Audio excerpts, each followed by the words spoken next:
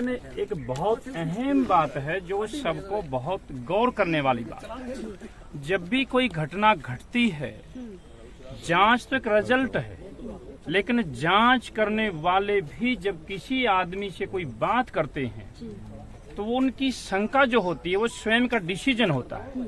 यानी कि आत्मिक जो पावर है वो ये मानती है कि ऐसा कैसे हुआ, तुम यहाँ कैसे आए, जांच के बारे में। तो मेरे कहने का भाव ये है कि जो भी इस घटना को जिसने भी सुना है वो सतम्ब रहा है और वो इसको नेचुरली डेथ मानकर नहीं चल रहे हैं। ये सभी लोगों की भावनाएं हैं और उसमें हम भी हैं। एकदम जैसे ये समाचार आया तो सबको ये लगा कि इसमें कुछ ना कुछ दाल में काला है, नेचुरली नहीं लग रहा है। आज तो महाराज जी बाबा जी इसमें पोस्टमार्टम रिपोर्ट में भी आ गया कि मल्टीपल ब्लंट फोर्सेस इंप्लीमेंट हुए, चोट के निशान मिले। अब ये तो मैं वही कह रहा था बेटा कि जांच का जो विषय रिजल्ट होता है, जांच तो होनी चाहिए, जांच होती है।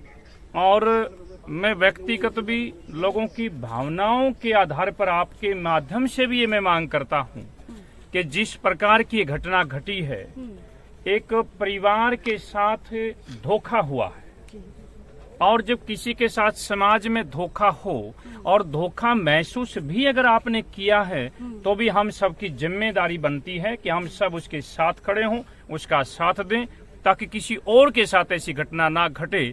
तो इसकी पूरी तरह से इसकी जांच होनी चाहिए और इसमें जो भी दोषी पाए जाए उनको सख्त से सख्त सजा दिलाई जाए।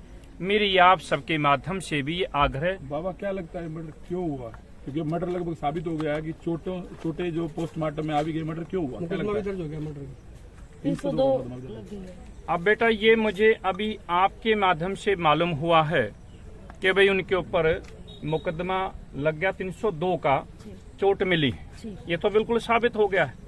अब यही अब और आगे जांच का विषय बन गया है, क्योंकि हम लोग तो समाज के नाते आए, हम सामाजिक लोग हैं, हमारे लिए तो सभी एक जैसे हैं, चाहे वो कितनी दूर हो, पूरे देश की और प्रदेशों तक की बात है। अब ये परिवार के लोग भी इस बात को जाने, क्योंकि ये एक आम महिला नहीं थी, ये कोई आम घर की बेटी नहीं थी, ये पॉलिटिकल मामला है।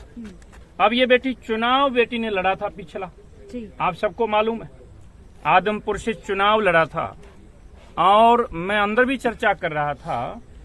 इनकी सबसे बड़ी खासियत, सबसे अच्छी बात, ये अपने स्टैंड पर रहती थी, अड़ जाती थी चुनाव ही अपने स्टैंड पर। देखिए मैंने बिल्कुल साफ कहा है कि ये पॉलिटिकल मामला हो सकता है। ये बेटी ने चुनाव लड़ा था और इसने बार बार एक ही बात कहती रही, मैं आदमपुर को नहीं छोड़ूंगी। कही कि नहीं कही, आपके सामने की बात है बाबा के आदमपुर से ही हो सकता कि है, मैं आदमपुर को नहीं छोड़ूंगी। क्या साजिश करता और आदमपुर से हो सकता है? इसलिए वो राजनीतिक है, राजनीतिकता में तो बड़ी सतर्कता होती है, बड़ी संभाल होती है। इसलिए कोई आम बेटी नहीं कि भाई अपने गांव तक सीमित हो, पूरे हलके की बात, वो हलके की जनता भी इस बात को देख रही है कि जो बेटी हमारे बीच में रही, आई गई, चुनाव लड़ा और पूरे साल हमारे को संभालती रही, और आज वो कहीं ना कहीं उनके साथ ऐसी घटना घटी है, तो उसके ऊपर सबको ध्यान देना चाहिए। अब ये जांच का विषय है, मैं अपनी तरफ से कोई ऐसी बात नहीं कहना चाहता जो एडवांस में ये लगे कि महाराज जी राजनीतिक दवेश में कोई बात कह रहे हैं, लेकिन ये तो मैं बोलूंगा ही कि वो बेटी राजनीतिक थी।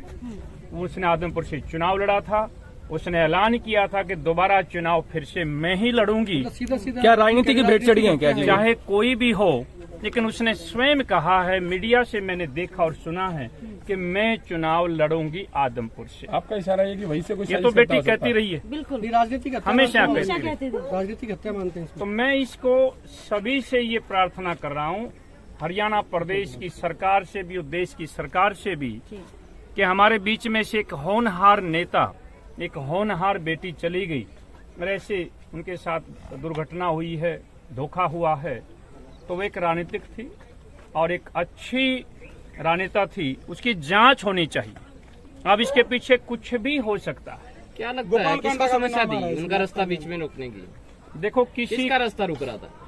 देखो बेटा, किसी का भी जांच में ही नाम आएगा। अब 2 लोग तो गिरफ्तार हो ही गए। रास्ता लेकिन कहीं ना कहीं कुलदीप बिश्नोई का रुकता नजर आता है। बेटा मैंने आपको साफ कहा है कि उसने आदमपुर से चुनाव लड़ा था और आदमपुर से वो फिर चुनाव लड़ने चाहती थी, ऐसा उसने बार बार कहा है। अब जांच का वही तो विषय होगा और क्या होगा कि जांच का विषय यही है। आपके माध्यम से पता चला है कि अभी 302 का मुकदमा दर्ज हो गया है। अब मुकदमा दर्ज हो गया है, सरगीना पकड़ा जाएगा क्या? अब 2 लोग गिरफ्तार हो गए हैं। गिरफ्तार में बिठाया गया वो गिरफ्तारी नहीं हो तो हिरासत में लिए गए सर। अब वो पकड़े जाएंगे। हमें भारत सरकार पर पूरा भरोसा है। हरियाणा प्रदेश के मुख्यमंत्री और हरियाणा प्रदेश के गृह मंत्री पर मेरे को पूरा पर्सनली भरोसा है कि वो तह तक जाएंगे और हरियाणा के मुख्यमंत्री और गृह मंत्री जी किसी को भी बख्शेंगे नहीं, चाहे वो कोई भी व्यक्ति हो। मास्टरमाइंड तक हाथ पहुंच पाएगा क्या?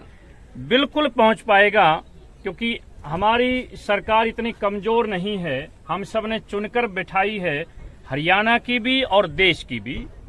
तो मुझे पूरा भरोसा है कोई कितना बड़ा मास्टरमाइंड हो, कितना भी बड़ा व्यक्ति हो, ये सरकार का जांच का विषय है और उस तक पहुंचेंगे। गोवा का सरकार का भी इसमें इन्वॉल्विंग है और हमारी यहाँ की जिम्मेदारी भी है, हम साथ खड़े होंगे। तो मेरा आपके माध्यम से यही दोबारा से अपील है कि पूरी तरह से इसकी जांच और दोषी को बख्शा ना जाए। ये आदमपुर से चुनाव लड़ रही थी। आदमपुर की हिस्ट्री के अंदर पहले भी कभी ऐसा हुआ है क्या बाबा जी, आपने सुना हो तो? अब बेटा पूर्व मुख्यमंत्री रहे उनकी भी जो फिजा खान की मौत, अभी आज बेटी का पोस्टमार्टम हुआ, हम उनके प्रांगण में खड़े हैं, हम दुख दर्द में आए हैं और कल उनकी अंत्येष्टि है और अभी थोड़ा सा समय है, सारी बातें खुल जाएंगी। हमें सरकार पर भरोसा है, पुलिस पर भरोसा है और जांच एजेंसियों पर भरोसा है। और जांच में कोई कितना भी बड़ा व्यक्ति कहीं हो सकता दूर बैठ के ऐसी कोई घटना करा दे,